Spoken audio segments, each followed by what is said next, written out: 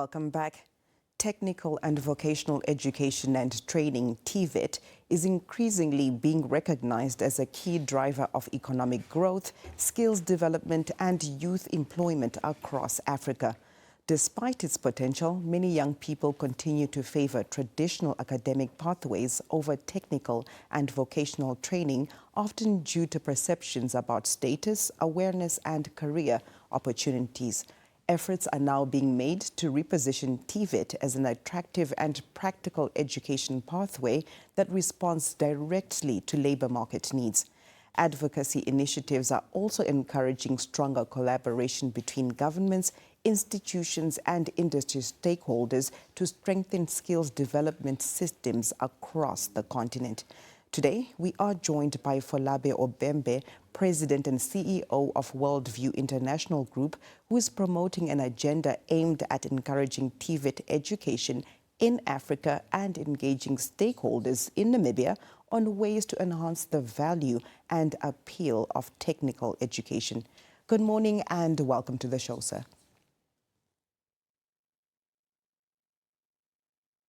Good morning, and thanks for having me here. Thank you.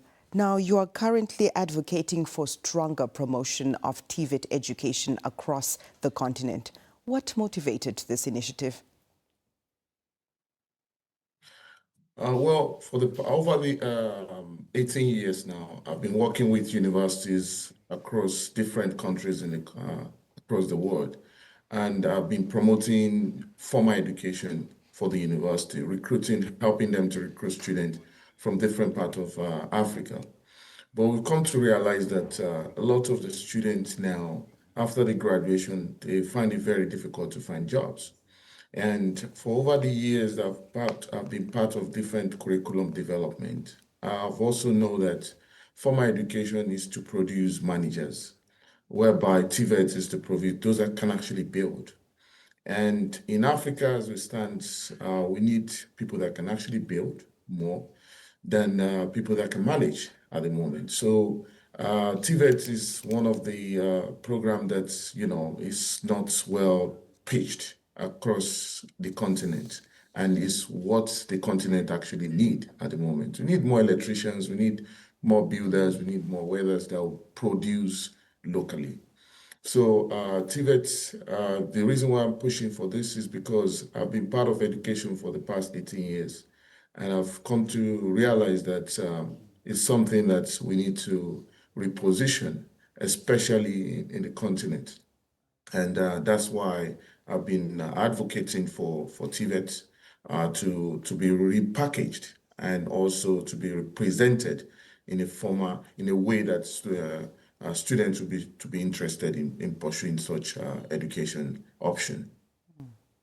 Mr. Obembe, now despite all the efforts that have been made to really support or promote rather TVET education, many young people still prefer formal academic education over technical training.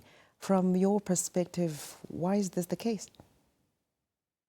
Well, I mean, formal education has a pathway to potential employment, and TVET is perceived as something that you can only become an entrepreneur, which is basically why most people will prefer to go for formal education. It's just like after your graduation in a university, the next thing is to start looking for a job. You can apply to, that you can apply, even though you know that there is a 50-50 chances of getting a job, but it still give you that option of, after my graduation, I could pursue what's it called, a white collar job in a company.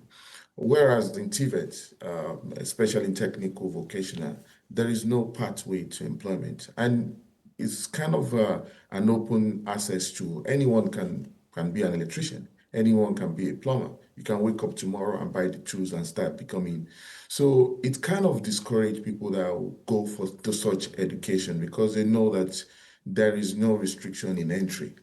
So in countries, because I've been across different countries when it comes to TVET, government needs to come in terms of certification and ensuring that those that have the qualifications are actually the one that can actually do the job. So if that restriction has been, introduced in TVET, then more people will be encouraged to go to TVET.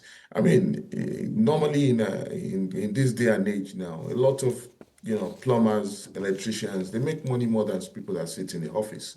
But do people see a pathway to that? And also the parents. Parents want their children to have a good potential in terms of getting a job. A lot of people, not everybody can be a business owner, but the only channel for TVET for now, as it stands today, is after your whatever training you go through, you have to go and establish a business of your own. And it's because there's no all the stakeholders that needs to come together to actually create a room for people to start looking for a job in TVET. They've actually been working independently. So I mean, I'm going to talk about that later. Because I'll be in Namibia myself from Sunday, and what we've actually advocating for is we've identified the stakeholders. We want to bring them together and create some kind of restrictions on who does what and who needs to have a certification to do a particular trade. So that will give people the reason to go for the training and people to value the training because they know that now I have the certification, I'm allowed to do this. But someone that doesn't have the qualification will not be allowed to do it. Indeed. So Mr. Obembe, if I can just come in right there, you spoke a little bit about Namibia. Can you just tell us, you've engaged various organizations and government offices in Namibia. What key ideas or proposals are you presenting to help make TVET more attractive? So the proposal is we're actually coming to look at how we can change the curriculum because psychologically, people like to have a mind of, I'm progressing. So if you go for a training, what is the next thing? What do you achieve after your training? Let's say you decided to go into electrical. How do you climb the ladder?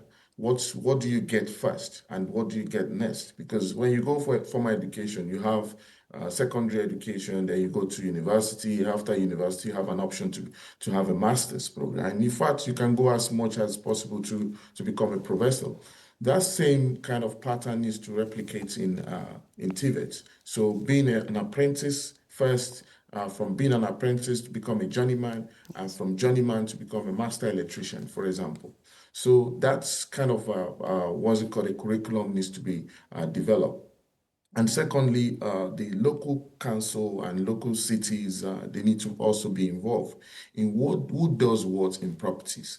So if, for example, we get a city to put a restriction in terms of house being built and giving an instruction to owners of house that for you to run an electrical wire in your house, you must hire a qualified technician who has a certification. So that will give those that actually go for TVET or go for the training an opportunity to get a job. And that will set a kind of a direct pathway for job opportunity, which is definitely what makes formal education actually attractive. So we've engaged with, we've sent our letters out to local authorities. We've engaged with, I think, NDA departments actually to see how we can bring all the stakeholders together and inform them about their roles to play in setting a standard for TVET and making TVET more appealing and attractive to potential students. Definitely. Thank Even you the so much. graduation ceremony also. Yes. Mr. Obembe, thank you so much for your time. That's all. We've run out of time. We'll be looking forward to more conversations in Namibia. Thank you so much for your time. Thank you very much. Thanks for having me. That was Mr. Folabi Obembe. He's the president and CEO of Worldview International Group, and he was speaking to us about promoting TVET education in Africa.